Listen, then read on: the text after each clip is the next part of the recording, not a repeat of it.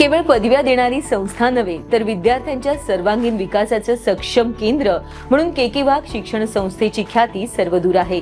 तंत्रज्ञानाच्या युगात भविष्यातील आव्हाने समर्थपणे पेलण्यासाठी विद्यार्थ्यांना ज्ञान, कौशल्य आणि मूल्यांनी सज्ज करणारी नाशिकची ही नामांकित संस्था आज उत्कृष्टतेचा मानदंड ठरली आहे।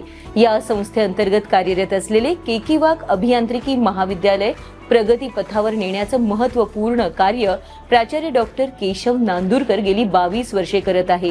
त्यांनी VJTI मुंबई येथून ME आणि IIT मुंबई मधून PhD संपादन केली आहे। आज आपण के वाघ शिक्षण संस्थेच्या शैक्षणिक वाटचालीबाबत त्यांच्याशी संवाद साधणार आहोत। सर नमस्कार, आजच्या संवादामध्ये आपलं खूप खूप स्वागत आहे। सर, सगळ्यात महत्त्वाचं म्हणजे के वाघ महाविद्यालय हे एक अग्रगण्य संस्था आहे, तर याच्या स्थापनेबद्दल आपण काय सांगाल? के वाघ शिक्षण संस्थेची स्थापना 1970 साली झाली। ती कर्मवीर काकासाहेब वाघ यांनी केलेली होती आणि मुख्य उद्देश होता की ग्रामीण भागातल्या मुलींना शिक्षण देण्याचा। त्यासाठी एक मुलींची शाळा त्यांनी पहिल्यांदा सुरू केली, म्हणजे 55 वर्षापूर्वी मुलींच्या शिक्षणाचा विचार पहिल्यांदा केला गेला। त्यानंतर 1983 साली ज्या वेळेला महाराष्ट्र शासनाने विना अनुदानित संस्थांना परवानगी दिली, त्यावेळेला पहिल्यांदा पॉलिटेक्निक आणि 84 साली इंजिनिअरिंग कॉलेजची स्थापना झाली। म्हणजे इंजिनिअरिंग कॉलेजला सुद्धा आता 40 वर्ष झालेली आहेत आणि त्यानंतर मग वेगवेगळ्या संस्था आमच्या के वाघ शिक्षण संस्थेमार्फत सुरू करण्यात आल्या। आजच्या मितीला आपल्या 29 संस्था आहेत, शाळा आणि कॉलेज मिळून। तर त्याच्यामध्ये साधारण 15 ते 16 शाळा आहेत आणि बाकीची महाविद्यालय आहेत। महाविद्यालयामध्ये अभियांत्रिकी महाविद्यालय अर्थातच अग्रेसर महाविद्यालय म्हणून आहे। या व्यतिरिक्त पॉलिटेक्निक आहे, फार्मसी कॉलेज आहे, BEd कॉलेज आहे, फाईन आर्ट कॉलेज आहे, परफॉर्मिंग आर्ट कॉलेज आहे आणि आर्ट सायन्स कॉमर्सचे जे आपले ट्रॅडिशनल कॉलेजेस असतात ती कॉलेजेस आहेत। आणि या ज्या शाळा आहेत त्याच्यातल्या काही शाळा या CBSE बोर्डाच्या आहेत आणि काही स्टेट बोर्डाच्या आहेत। मराठी आणि इंग्लिश मीडियमच्या दोन्ही माध्यमाच्या शाळा आम्ही चालवतो। सर, 50 वर्षांचा हा प्रवास आहे आणि खूप मोठा प्रवास आहे, तेव्हा हा यशस्वी प्रवास याची ताकद आपण काय सांगाल? याची सगळ्यात मोठी ताकद म्हणजे सुरुवात जी झाली ती मुलींच्या शाळेपासून आणि आता जर आपण पाहिलं तर नवीन टेक्नॉलॉजी जी येते ती टेक्नॉलॉजी देण्याचा प्रयत्न के वाघ शिक्षण संस्था सतत करत आलेली आहे। आणि त्यामुळे आमचे जे विद्यार्थी आहेत, ज्याला आपण माजी विद्यार्थी म्हणतो किंवा अल्युमिनाय मेंबर म्हणतो, ते आज सगळीकडे जगभरात विखुरलेले आहेत आणि आपापल्या क्षेत्रामध्ये खूप चांगलं काम करत आहेत। मला वाटतं के वाघ शिक्षण संस्थेची हीच सगळ्यात मोठी ताकद आहे। खरंय। खरं तर के वाघचं नाव घेतलं तर नाशिकमधील एक अग्रगण्य ही संस्था आहे, शैक्षणिक संस्था आहे, पण गुणवत्ता राखणं हे दरवर्षी एक चॅलेंज असतं, ते आपण कसं राखतात? हां, कोणती संस्था जेव्हा सुरुवात होते तेव्हा सुरुवातीला चॅलेंजेस कमी असतात, पण जशी संस्था वाढत जाते तसं मग गुणवत्ता राखण्यासाठी खूप प्रयत्न करावे लागतात। पण मला सांगायला आनंद वाटतो की पहिल्यापासून या संस्थेने गुणवत्ता राखण्यासाठी खूप प्रयत्न केलेला आहे। त्यामधले 2-3 महत्त्वाचे घटक आहेत। एक म्हणजे लागणारं इन्फ्रास्ट्रक्चर, हे खूप चांगलं इन्फ्रास्ट्रक्चर आज आमच्या संस्थेचे 8 कॅम्पसेस आहेत आणि साधारण 450 एकर जागा आणि 16 लाख स्क्वेअर फुटापेक्षा जास्त बांधकाम या संस्थेने केलेलं आहे। प्रत्येक कॅम्पसमध्ये अतिशय चांगल्या लॅब्स आणि लायब्ररी डेव्हलप केलेल्या आहेत। म्हणजे हे शिक्षणासाठी जे लागणारं साधन आहे ते पहिला भाग आहे। दुसरा जो भाग आहे तो शिक्षकांची निवड। सगळ्या संस्थांमध्ये शिक्षकांची निवड ही गुणवत्तेनुसार केली जाते, त्यामुळे शिक्षणाचा दर्जा हा कायम चांगला राहील याचा आम्ही प्रयत्न करत असतो। या व्यतिरिक्त आपल्या अभियांत्रिकी महाविद्यालय असेल किंवा पॉलिटेक्निक असेल किंवा फार्मसी कॉलेज असेल, याच्यामध्ये महाराष्ट्र शासनाची जी CET होते त्यातनं विद्यार्थ्यांना प्रवेश मिळतो। आणि मला सांगायला आनंद वाटतो की CET मधला जास्तीत जास्त चांगला स्कोअर घेणारे विद्यार्थी हे आमच्याकडे येतात आणि त्यामुळे ही गुणवत्ता निश्चितच चांगली राहिलेली आहे। सर, इंजिनिअरिंग आणि ॲग्रिकल्चरच्या ज्या काही ब्रांचेस आहेत तर त्या किती आहेत आणि इनटेक किती आहे, त्याबद्दल काय सांगाल? इंजिनिअरिंग कॉलेज मगाशी मी म्हटलं तसं एक महाराष्ट्रातलं अग्रगण्य कॉलेज आहे। आता आमच्याकडे 10 ब्रांचेस आहेत। म्हणजे आम्ही जेव्हा सुरुवात केली 84ला त्यावेळेला 3 ब्रांचेस होत्या, परंतु त्यानंतर आम्ही नवीन काळानुरूप त्याच्यामध्ये ब्रांचेस ॲड करत गेलो आणि आज आमच्याकडे 10 ब्रांचेस आहेत। त्यात कोर ब्रांचेस सगळ्याच आहेत, म्हणजे मेकॅनिकल आहे, इलेक्ट्रिकल आहे, इलेक्ट्रॉनिक्स आहे, सिव्हिल आहे, केमिकल आहे, कॉम्प्युटर आहे, IT आहे। परंतु नवीन आम्ही जे आता केलं गेल्या 5-6 वर्षामध्ये त्याच्यामध्ये रोबोटिक्स आणि ऑटोमेशन सुरू करणारं आमचं कॉलेज पहिलं होतं। त्यानंतर आर्टिफिशियल इंटेलिजन्स आणि डेटा सायन्स हा एक नवा अभ्यासक्रम आम्ही सुरू केला आणि त्याच्यानंतर कॉम्प्युटर सायन्स अँड डिझाईन हा एक अभ्यासक्रम सुरू केला। असे अंडर ग्रॅज्युएटचे 10 प्रोग्राम आमच्याकडे इंजिनिअरिंगमध्ये आहेत। मास्टर्स प्रोग्रामचे 3 प्रोग्राम आहेत, म्हणजे MTech इलेक्ट्रॉनिक्स, MTech इलेक्ट्रिकल आणि MTech सिव्हिल। या व्यतिरिक्त आम्ही PhD प्रोग्राम सुद्धा 5 कोर्सेसमध्ये चालवतो। तर हे झालं इंजिनिअरिंग कॉलेजबद्दल। आमचा इंटेक जो आहे तो आता 1080 आहे म्हणजे एकूण विद्यार्थी संख्या जर पाहिली तर ती 4,000पेक्षा जास्त विद्यार्थी इंजिनिअरिंग कॉलेजमध्ये अंडर ग्रॅज्युएटमध्ये शिकतात. आणि 2003 साली आम्ही पहिल्यांदा BSc ॲग्री हा प्रोग्राम सुरू केला आणि त्याचा प्रतिसाद खूप चांगला होता, कारण अनेक जणांना ॲग्रिकल्चर करायचं होतं, त्यांना त्या विद्यापीठामध्ये संधी मिळत नव्हती. त्यामुळे मग आम्ही पुढचे कोर्सेस वाढवले. मग त्याच्यामध्ये BTech ॲग्रिकल्चर आलं, ॲग्रिकल्चर बायोटेक्नॉलॉजी आलं, ॲग्रिकल्चर फूड टेक्नॉलॉजी आलं. त्यानंतर आता ॲग्री बिझनेस मॅनेजमेंटला खूप डिमांड आहे, त्यामुळे ते पण आलं. आणि ॲग्रिकल्चर मधला हॉर्टिकल्चर हा एक कोर्स आम्ही सुरू केला. हे साधारण सगळे 4 वर्षाचे कोर्स आहेत, महात्मा फुले कृषी विद्यापीठाला संलग्नित आहेत. आणि त्यांच्या विद्यापीठांनी या 6 आमच्या कोर्सेसचं ॲक्रेडिशन करून त्यांना A ग्रेड दिलेली आहे. त्यामुळे अतिशय गुणवत्तापूर्ण शिक्षण हे ॲग्रिकल्चरमध्ये सुद्धा उपलब्ध आहे. के वाघ इंजिनिअरिंग कॉलेज हे नाशिकमधलं पहिलं ऑटोनॉमस इंजिनिअरिंग कॉलेज आहे. तर यामुळे विद्यार्थ्यांना मिळणाऱ्या संधी आणि याविषयी काय सांगाल? के वाघ इंजिनिअरिंग कॉलेजला 2022 सालापासून ऑटोनॉमस स्टेटस मिळालं आणि हे पहिलंच कॉलेज होतं नाशिकमधलं ऑटोनॉमस होणार. त्यासाठी आम्ही पुष्कळ दिवस प्रयत्न करत होतो, कारण त्याचे काही निकष पण आहेत की त्या कॉलेजच्या 10 वर्ष तिथे अस्तित्वात असायला पाहिजे, ते ॲक्रिडेटेड असायला पाहिजे आणि मग त्याच्यामध्ये हे नवीन कोर्सेस पेलण्याची क्षमता असायला पाहिजे. तर त्या दृष्टीने या कॉलेजची निवड ऑटोनॉमस कॉलेज म्हणून झाली. आता त्यात 2 महत्त्वाचे बदल झाले. म्हणजे आम्ही पुणे विद्यापीठाशी आधी ॲफिलेट होतो, अजूनही डिग्री जी आहे ती पुणे विद्यापीठाचीच आहे, पण विद्यापीठ जे त्या सिलेबस तयार करतं ते सिलेबस आता आम्हाला करायला त्यांनी परवानगी दिली, ऑटोनॉमी मिळायला. आणि हा सिलेबस करत असताना आम्ही आता त्यात खूप बदल करतोय. म्हणजे उद्योगांच्या गरजा लक्षात घेऊन सिलेबस कसा बदलता येईल, किंवा उद्योगधंद्यांमधले जे चांगले लोक आहेत त्यांना बोर्ड ऑफ स्टडीमध्ये आणून त्यांचा विचार कसा घेता येईल सिलेबससाठी, तो प्रयत्न आम्ही करतोय. त्यामुळे आमचं सिलेबस हे अद्ययावत आहे आणि दर 2 वर्षांनी सिलेबस बदलण्याचा आमचा प्रयत्न आहे, म्हणजे जास्तीत जास्त चांगलं सिलेबस कंटेंट मुलांना मिळू शकेल. या व्यतिरिक्त दुसरा महत्त्वाचा भाग आम्ही केला की परीक्षा आता आम्हाला घेता येते आणि त्यामुळे परीक्षेची पद्धत पण आम्ही बदलली. की आता पूर्वीची जी आपली 100 मार्काचा पेपर होता शेवटचा सेमिस्टरच्या शेवटी आणि मुलं अभ्यास करून ते करायचे, त्याच्याऐवजी आम्ही आता 20-20 आणि 60 असा एक पॅटर्न आम्ही तयार केलेला आहे.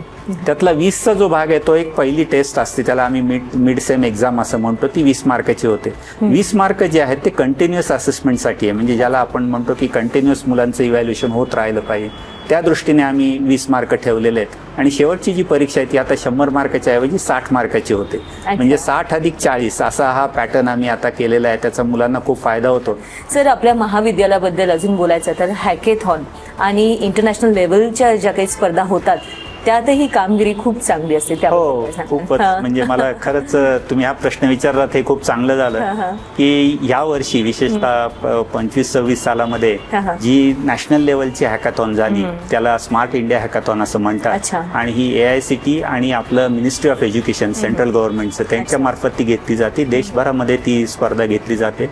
तर त्याचा पहिला जो राऊंड असतो तो एलिमिनेशनचा राऊंड असतो, म्हणजे कॉलेजच्या लेवलला स्पर्धा घेऊन काही संघ निवडले जातात. तर असे आम्ही 50 संघ निवडून पुढच्या राऊंडसाठी पाठवले होते. तर त्यातनं 11 संघांना ग्रँड फायनलमध्ये भाग घ्यायची संधी मिळाली. आणि मला वाटतं हे एकमेव कॉलेज असावं देशामधलं की ज्यांचे 11 संघ हे फायनलमध्ये गेले. आणि ह्या वेगवेगळ्या ठिकाणी या स्पर्धा देशभरामध्ये झाल्या. असे साधारण 14 ठिकाणी या स्पर्धा होत होत्या. त्यात 11 ठिकाणी आमच्या टीम गेलेल्या होत्या. आणि सगळ्यात महत्त्वाची गोष्ट म्हणजे त्यातल्या 6 टीमला पहिलं बक्षीस मिळालं. आणि हा सुद्धा एक मला वाटतं रेकॉर्ड आहे, कारण दुसऱ्या कुठल्याच कॉलेजला अशा 6 टीमला पहिलं बक्षीस त्यामध्ये सॉफ्टवेअर कॅटेगरीमध्ये मिळालेलं नसेल. सर, शिक्षण घेतल्यावर नेहमी प्रश्न पडतो विद्यार्थ्यांना, आणि विद्यार्थ्यांपेक्षा पालकांना जो महत्त्वाचा प्रश्न असतो तो प्लेसमेंटचा. त्याविषयी आपण काय सांगाल? हो, बरोबर आहे. प्लेसमेंट हा सगळ्यांच्या जिव्हाळ्याचा विषय आहे, कारण अजूनही आपल्याकडे नोकरीला खूप महत्त्व दिलं जातं. आणि अनेक विद्यार्थी जे आमच्याकडे येतात ते कदाचित आमचं प्लेसमेंटचं रेकॉर्ड पाहूनच येतात. तर प्लेसमेंटमध्ये एक महत्त्वाचा भाग आम्ही जो करतो की एकदम जर आपण फायनल इयरला त्याला प्लेसमेंटला उभं केलं तर त्या मुलाला यश मिळू शकत नाही. म्हणून आम्ही पहिल्या वर्षापासून शेवटच्या वर्षापर्यंत त्यांना ट्रेनिंग देण्याचा प्रयत्न करतो की आपल्या इंजिनिअरिंग शिक्षणाबरोबरच त्याच्यातले जे दुसरे स्किल्स त्यांना लागतात, विशेषतः इंडस्ट्रीमध्ये काम करताना जे ज्याला सॉफ्ट स्किल्स आपण म्हणतो, कम्युनिकेशन स्किल्स म्हणतो, तर ते डेव्हलप करायचा प्रयत्न आम्ही पहिल्या वर्षापासून करतो. मग त्यांच्या टेस्ट घेतो, त्यांना काही मॉक इंटरव्ह्यू करून घेतो, त्यांना त्या कंपनीची माहिती देतो, कंपनीबद्दलची जी अजून काही त्यांना तयारी करावी लागेल, परीक्षेसाठी तयारी ती करायची तयारी करून घेतो. आणि प्रत्येक मुलाचा मॉक इंटरव्ह्यू आम्ही त्याच्या कंपनीच्या इंटरव्ह्यूच्या पूर्वी घेतो. त्यामुळे ते बऱ्यापैकी त्या इंटरव्ह्यूसाठी तयार असतात आणि त्यामुळे त्यांचा सक्सेस रेट खूप जास्त असतो. गेल्या वर्षी साधारण 700 विद्यार्थ्यांना आम्ही कॅम्पसमधनं प्लेसमेंट देऊ शकलो. हे इंजिनिअरिंग कॉलेजचं मी तुम्हाला सांगतोय. साधारण 200 कंपन्या आलेल्या होत्या.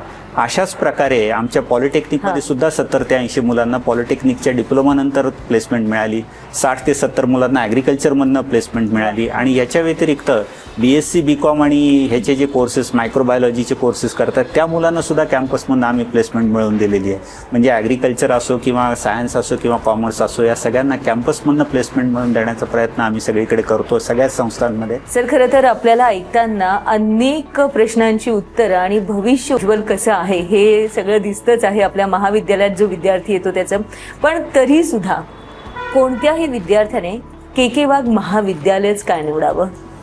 हा खूप चांगला प्रश्न आहे. आणि म्हणजे त्याच्यामध्ये सांगण्यासारख्या बऱ्याच गोष्टी आहेत. आता मी काही गोष्टी तुम्हाला आता सांगितल्या, तरी पण एक थोडक्यात जर सांगायचं झालं तर एक तर के वाघच्या शिक्षण संस्थेच्या छत्राखाली अनेक प्रकारचे कोर्सेस आहेत. त्यामुळे ज्याला ज्या पद्धतीचा कोर्स पाहिजे तो करू शकतो. म्हणजे अगदी शाळेपासून PhD पर्यंत, KG पासून PhD आपण म्हणूया, हे सगळे कोर्सेस उपलब्ध आहेत. वेगवेगळ्या ब्रांचेसमध्ये उपलब्ध आहेत आणि सगळीकडे तीच गुणवत्ता राखलेली आहे. त्यामुळे के वाघमध्ये प्रवेश घेतला तर त्याला यश नक्की मिळणार आहे करिअरमध्ये. ह्या दृष्टीने एक पहिला भाग आहे.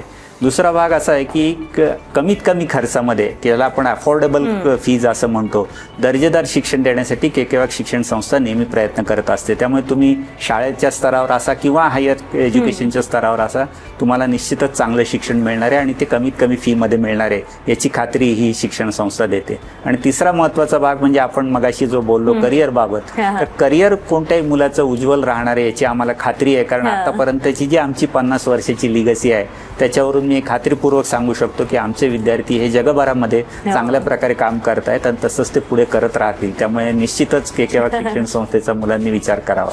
सर, महत्त्वाचं म्हणजे आपण आपल्या महाविद्यालयाने MEA एक्स्पो मध्ये सहभाग घेतला आहे.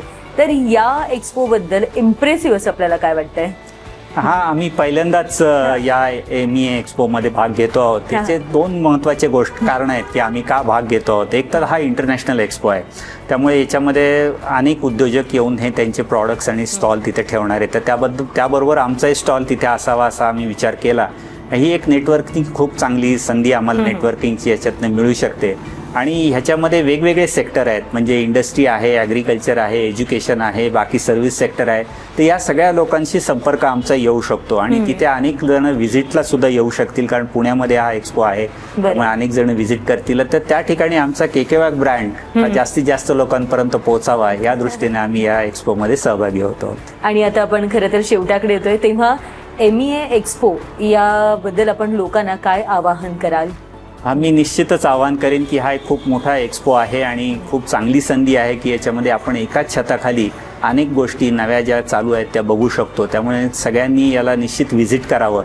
आणि ॲग्रिकल्चर ग्राउंडवरती पुणे शहराच्या मध्यवर्ती भागामध्ये हा एक्स्पो होणार आहे.